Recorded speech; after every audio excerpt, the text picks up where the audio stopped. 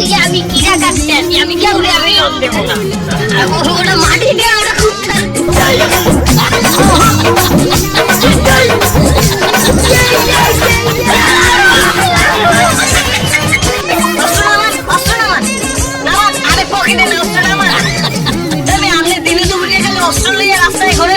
হয়রানি করতে আছেন। আমি তো একজন সন্ত্রাসী না। না না না না স্যার, আমি সন্ত্রাসী না।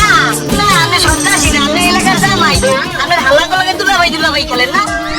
আমি জামাই টামাই না, আমি একজন সমিতি আলা, সমিতির অফিসার। এলাকায় কিস্তি উঠাইতে আসছি স্যার। তা কিস্তি তুলতেছেন, আমরা তো অস্ত্র কিনলে কি?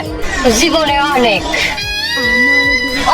খাতা কলম লইয়া তার মানের কাছে কাছে আসছি, কেউ কিস্তি দেয় না। কেউ কিস্তি দেয় না। বাবারে সোনারে, বাবা গো, কাকু বাতিজা, মা গো, কত কিছু যে বলাইছি। সোজা কথায় গিয়ে ওঠে না, কেউ কিস্তি দেয় না। আমার জয়া হাতে অস্ত্র উঠাই নিচ্ছি, আমার সমিতি নিয়ে আমি স্বাধীন করবো।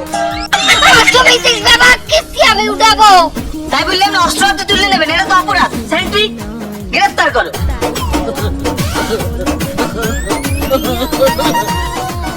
গ্রেফতার করো। পারবেন না। পারবে না কেন? আমার দিতে লোন নেছে, আমার সমিতি করে। হ্যাঁ, কেউ দিতে লোন নেছো, কথা কও না কেন?